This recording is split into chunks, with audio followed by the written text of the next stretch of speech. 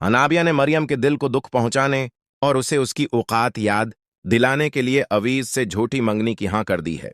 वो जानती है कि अवीज और मरियम एक दूसरे को पसंद करते हैं और यही बात उसे अंदर ही अंदर जलाती रहती है। अनाबिया के वालिदीन इस फैसले से बहुत खुश हैं और अगले हफ्ते ही मंगनी की रस्म का ऐलान कर देते हैं। अनाबिया फौरन मरियम के पास जाती है जो रो रही होती है और तंजिया लहजे में कहती है कि उसे मरियम को रोता देखकर सुकून मिल रहा है। वो मरियम की आंखों में आंखें डालकर कहती है कि तुमने क्या सोचा था कि तुम अवीज से रिश्ता जोड़ कर इस घर की बहू बन जाओगी और मेरी बराबरी करोगी। अनाबिया हकारत से कहती है कि तुम एक मुलाजमा की बेटी हो और हमेशा मुलाजमा ही रहोगी। तुम्हारी जगह मेरे पैरों में है। अनाबिया अब एक खतरनाक खेल खेल रही है। वो अवीज से मंगनी सिर्फ इसलिए कर रही है ताकि मरियम और अवीज का रास्ता हमेशा के लिए बंद हो जाए। उसके दिमाग में यह मंसूबा है कि वो पहले मरियम को इस घर से निकालेगी और फिर अवीज से भी पीछा छुड़ा लेगी। वो शाहवीज के साथ अपनी जिंदगी गुजारने के ख्वाब देख रही है। अनाबिया अब अपने वालिद शकील साहब के पास जाकर हमदर्दी का नाटक करने वाली है। वो इनसे कहेगी कि मरियम जवान हो गई है और हमें जल्द से जल्द उसका घर बसा देना चाहिए। अनाबिया का असल मकसद यह है कि मरियम की शादी कहीं और हो जाए और वो उस घर से दूर चली जाए ताकि अवीज की नजरों से ओझल हो जाए। जैसे ही मरियम का रिश्ता कहीं और पका होगा, अनाबिया अपनी अगली चाल चलेगी और अवीज के खिलाफ एक बड़ा मुहाज खड़ा करेगी। वो खानदान के सामने ये वावेला मचाएगी कि उसे पता चल चुका है कि अवीज और मरियम का आपस में अफेयर था। अनाबिया ये ड्रामा रचाएगी कि वो एक ऐसी लड़की है जिसकी इज्जत के साथ खेला गया है और वो ऐसे लड़के से शादी नहीं कर सकती जो किसी और में दिलचस्पी रखता हो।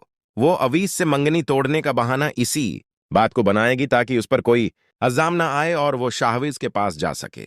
अनाबिया चाहती है कि मरियम बदनाम होकर इस घर से निकले और अवीज को भी खानदान में शर्मिंदगी का सामना करना पड़े।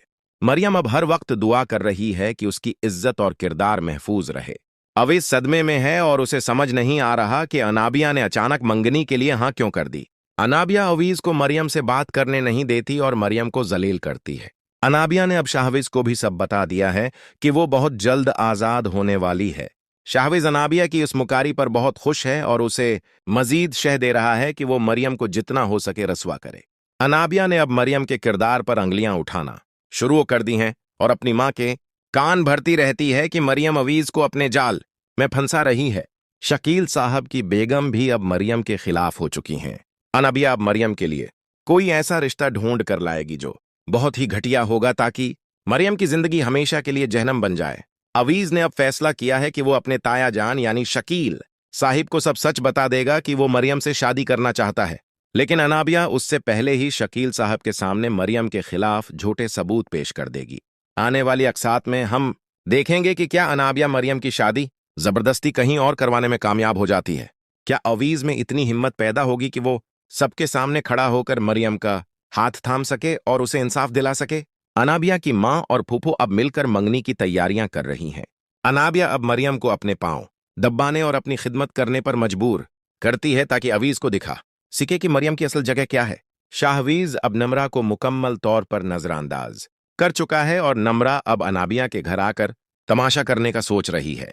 कहानी अब एक ऐसे सनसनीखेज मोड़ पर है जहां नेकी और बद्दी के दरमियान आखिरी मुकाबला होने वाला है।